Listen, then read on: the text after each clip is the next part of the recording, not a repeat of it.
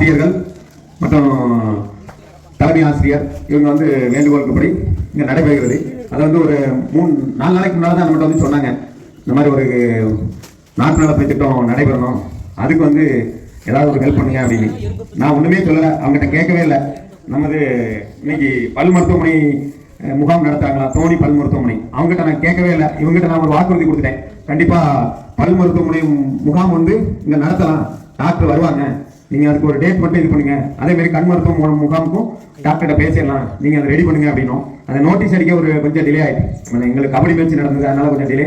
அதேமாதிரி அண்ணன் எல்லாரையுமே ஒரு 2 நாளில் வந்து ஆசிரியர்கள் வந்து இந்த முகாமுக்கு கூட்டிகிட்டு வந்திருக்காங்க. மேலும் இந்த முகாம் நாளை ஒரு கண் மருத்துவமனை முகாம் நடக்கு. அதுக்கப்புறம் நாளைக்கு மறுநாள் வந்து உங்களுக்கு பசுமை இயக்கம் சார்பாக மரக்கன்று நடக்குது.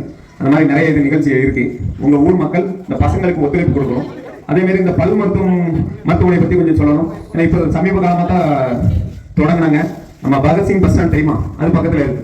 அந்த நல்ல சீரும் சிறப்பாக தொடங்கப்பட்டு முதல் கேம்ப் நடத்தும். அவங்களுக்கும் இந்த கேம்ப் வந்து எப்படி பண்ணணுங்கிறது தெரியாது. நீங்கள் வாங்க, நம்ம மக்களுக்கு வந்து ஒரு ஃப்ரீயாக இலவசமாக பல் மருத்துவ இதை பற்றி எக்ஸ்பிளைன் பண்ணி கொஞ்சம் ட்ரீட்மெண்ட் பார்த்து விடுங்க அப்படின்னு சொன்னோன்னே எந்த மறுப்புமே சொல்லலை. அந்த எந்த மறுப்புமே சொல்லாமல் இன்னைக்கு வந்து அதேமாதிரி இந்த வரீங்க, இந்த பசங்களுக்கு ஒரு ஃபுட் அரேஞ்ச் பண்ணணும், அதை கொஞ்சம் பண்ணி கொடுத்துருங்கன்னு எதுவுமே சொல்ல, நீங்கள் ரெடி பண்ணுங்க, நான் பார்த்துக்கிறேன், நான் வந்துடுறேன் அப்படின்னு சொன்னாங்க.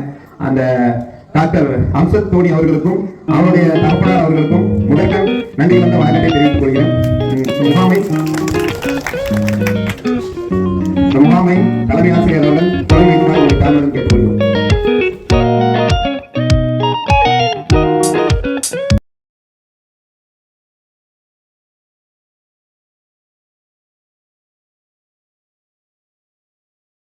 ஸ்கூல் ஸ்டூடெண்ட்ஸ் மேக்ஸிமம் இதை பத்தி தெரியணுன்றதுனால நான் எக்ஸ்பிளைன் பண்றேன். ஓகேங்களா? I'm doctor Hamshad Dhoni. ஓகேங்களா? தோனி பல் மருத்துவமனையில இருந்து வந்திருக்கேன். பல்லு வந்து எந்த அளவுக்கு முக்கியம் அப்படின்னா, ஃபர்ஸ்ட் அதுல இருந்து தான் நம்மளோட சாப்பாடு நம்ம சமைச்சு சாப்பிடுறது தான் நம்ம உடம்புக்கு எல்லாம் போற சத்து. சரிங்களா? அதனால பல்லு ரொம்ப ரொம்ப ரொம்ப அவசியம். பல்லு நம்ம அவசரப்பட்டு ஏதாச்சும் நம்ம பிரச்சனை வந்து எடுத்தோம்னா, ஹலோ எக்ஸ்கியூஸ் மீ, பல்லுதான் ரொம்ப ரொம்ப அவசியம்ன்றது எதனால சொல்றோம்னா, அதுல நம்ம சமைச்சு சாப்பிடுற சத்துக்கள் தான் மத்த உடம்புல இருக்கிற எல்லா நம்மளோட உடம்புல இருக்கிற உறுப்புகளுக்கும் போய் சேருது. அதனால பல்லு ரொம்ப ரொம்ப அவசியம். சரிங்களா? சரி, இப்பெல்லாம் வந்து 45 வயசு 50 வயசு அப்புறம் பிரச்சனை வரதில்லை. 20 வயசுலயே நிறைய பேருக்கு பிரச்சனை வருது. சில பேருக்கு பிறந்த குழந்தைங்களே 6 வயசுக்குள்ளாவே அவ்வளவு சொத்த பல்லுன்னு வராங்க. அதுக்கப்புறம் வந்ததுக்கு அப்புறம் அவங்களுக்கு அதுக்கப்புறம் ஐயோ சின்ன வயசுலயே பல் எடுக்கிறோமேன்ற கஷ்டம் அப்பதான் தெரியுது அவங்களுக்கு. சோ அதனால பல்லு ரொம்ப ரொம்ப அவசியம். எல்லாரும் யூஸ்வலா எப்படி சாப்பிட்ட உடனே கை கழுவோமோ அதே மாதிரி சாப்பிட்ட உடனே வாய் கொப்பளிக்கிறது ரொம்ப ரொம்ப ரொம்ப அவசியம். அது யாரும் பண்றது இல்லாதனாலதான் வாயில அந்த சாப்பாடு 2வது நாள் 3வது நாள் அழுக்கா மாறுது. அந்த அழுக்கு தான் முத பிரச்சனை.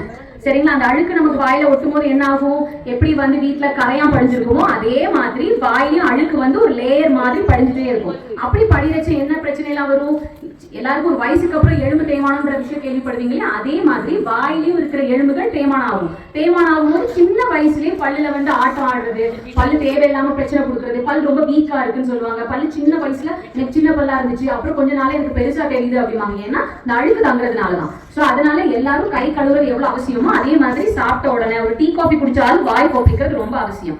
அதே மாதிரி வருஷத்துக்கு ஒரு வாட்டி இல்லைன்னா 6 மாசத்துக்கு ஒரு வாட்டி ஒரு பல் பரிசோதனை பார்த்துக்கோங்க. கண்டிப்பா அது பண்ணணும். எல்லாரும் வந்து பல்லு தானே அப்படின்ற ஒரு இது இருக்குது, அது இருக்கக்கூடாது. ஆக்சுவலி அது ரொம்ப அவசியம். அது இல்லாததுனாலதான் பாதி பிரச்சனை சின்ன வயசுலயே பிரச்சனை வருது. அப்புறம் சீக்கிரம் பல் எடுத்துருவீங்க. பல் எடுத்ததுக்கு அப்புறம் கண்ணெல்லாம் ஒட்டி போயிடும். அப்புறம் வாயில வந்து ஒரு சைடா சமைப்பீங்க. அப்புறம் எப்படின்னா இப்போ 2 சைட் சதவீதமா நமக்கு பல் கடவுள் கொடுத்துருக்காரு இயற்கையிலே.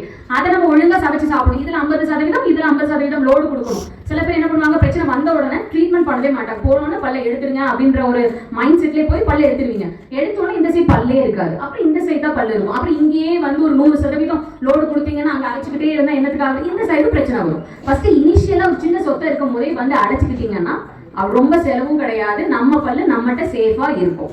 ஸ்கூல் ஸ்டூடெண்ட்ஸ் தான் மற்றவங்களுக்கு சொல்லணும். சரிங்களா? அப்புறம் சின்ன வயசுலயே நிறைய பேருக்கு வாய் நாற்றங்கள்லாம் வருது. காரணம் இந்த அழுக்கு ரொம்ப தங்குறதுனாலதான். ஸோ அதனால நீங்க டெய்லிக்கும் நல்லா சாப்பிட்டு முடிச்சுன்னா டேப் வாட்டர் வாஷ் பண்ணாலே இந்த ஸ்மெல் வராது. சரிங்களா? ஸ்கூல்ல நான் 10th படிக்கிறேன், 12th படிக்கிறேன், ஃபுல் டைம் முடிச்சு படிக்கிறேன், அதனால எனக்கு பிரஷ் பண்றது கூட டைம் இல்லை அப்படிலாம் பேஷண்ட் சொல்லுவாங்க. அப்படி இருக்கவே கூடாது. இதெல்லாம் ரொட்டீன். இதெல்லாம் ஒழுங்கா பண்ணாதப்போ வாயில இருக்கிற அழுக்கு கூட நீங்க சாப்பிடுற மாதிரி நீங்க நினைப்பீங்க நல்லா ஃப்ரெஷ்ஷா தானே சமைச்சிருக்கீங்க. இல்ல, அது வாய்க்குள்ள அழுக்குன்னா அது அழுக்குதான் உள்ள போகுது. அதுதான் வயிற்றுல சில பேருக்கு வயிற்று புண்ணு, வாயில பிரச்சனைனால சில பேருக்கு சம்மந்தமே இல்லாம எந்த கெட்ட பழக்கம் இல்லைன்னு சொல்லுவாங்க, ஆனா கேன்சர் வரும். வாயில வந்து இந்த அல்சர்ன்ற மாதிரி ஒரு நோய் குட்டி குட்டி கொப்பளமா வரும். ஸோ அதனால நீங்க தான் ஸ்கூல் பிள்ளைங்க தான் வந்து மற்றவங்களுக்கு சொல்லிக் கொடுக்கணும், இதெல்லாம் இருக்குது, இப்படி எல்லாம் பண்ணணும் அப்படின்ற மாதிரி சொல்லிக் கொடுக்கணும். ஏன்னா ஸ்கூல்ல இப்போ எல்லாமே உங்களுக்கு இருக்கு. எப்படி இப்போ ஜென்ரேஷன்ஸ் எல்லாத்துலயும் அவேர்னஸ் இருக்கிறீங்களோ தீண்ட பத்துக்கான அவேர்னஸும் இருக்கணும். சரிங்களா? ஸோ அதனால கம்பல்சரி 6 months ஒன்ஸ் எல்லாரும் செக்அப் பண்ணிக்கோங்க. சின்னதா ஒரு சொத்தை இருக்குதா வந்து அடைச்சுக்கோங்க. வருஷத்துக்கு ஒரு வாட்டி பல் கிளீன் பண்ணிக்கோங்க. சில பேருக்கு என்னன்னா பல் கிளீன் பண்றது வந்து என்னன்னா அந்த எனாமல தேய்ச்சி எடுக்கிறோம் அப்படின்னு வந்து ஒரு முடிவு எட்டிட்டு வருவாங்க. ஏன்னா வந்து 10 பேர் 10 கதை சொல்றதை வச்சு மாத்தி முடிவு பண்ணிப்பாங்க. அப்படி கிடையாது. பல்லுக்கும் எனாமலுக்கும் சம்பந்தமே கிடையாது. அதே எனாமல் தான் வந்து நம்ம பல்ல பாதுகாத்து. ஸோ அதை நம்ம தேய்ச்சி எடுக்க மாட்டோம். ஈரல்ல இருக்கிற அழுக்கு நீங்க நிறைய பேஷண்ட்ஸை பார்த்துருப்பீங்க, நீங்க பேசுற மக்களே பார்த்துருப்பீங்க, வாய் பூரா பச்சை கலர்ல பிரவுன் கலர்ல எல்லாம் இருக்கும். அதெல்லாம் அழுக்கு. அதெல்லாம் எடுக்காத வரைக்கும் உங்க வாயில இருக்கிற ஸ்மெல், அதுல இருக்கிற அழுக்குகள் வாயில, அப்புறம் அந்த வயிற்றுல, மற்ற எல்லா பிரச்சனையிலையும் உங்களுக்கு போய் அது போய் சேரும். ஸோ அதனால பிரஷிங் ரொம்ப கம்பல்சரி. அது நீங்க ஒழுங்கா பண்ணிட்டீங்கனாலே வாயில எந்த பிரச்சனையுமே உங்களுக்கு வராது. சரிங்களா? ஸோ இதுதான் பேசிக்கான திங்ஸ் நான் உங்களுக்கு சொல்லியிருக்கேன். இப்போ நீங்க நெக்ஸ்ட் டைம் என்னோட கிளினிக்கு ஏதாச்சும் நீங்க ரெஃபர் பண்ண வரீங்கன்னா என் சைட்ல இருந்து உங்களுக்கு என்ன பண்ணி தருமோ நீட்டா பக்காவா உங்களுக்கு பண்ணி தரேன். ஓகேங்களா? ட்ரீட்மெண்ட் பார்த்தீங்கன்னா இன்னும் ஃபர்தரா யார் யாருக்கு என்னென்ன ட்ரீட்மெண்ட்டோ அதுக்கான எக்ஸ்பிளைன் கொடுக்குறேன். நான் இப்போ அதை பற்றிலாம் எக்ஸ்பிளைன் பண்ணனா ஏதோ ஒரு மாதிரி உங்களுக்கு டிஃப்ரெண்ட்டாக இருக்கும். ஸோ இப்போ ஏன்னா எல்லாருக்கும் அந்த பிரச்சனை இருக்காது. யார் யாருக்கு என்ன பிரச்சனை அதை நான் வந்து தனியாக உங்களுக்கு நான் எக்ஸ்பிளைன் பண்ணுறேன். சரிங்களா? ஏதாச்சும் டவுட் இருக்குதா? புரியுதா? ஏதாச்சும் கொஞ்சமாச்சு? ஓகே.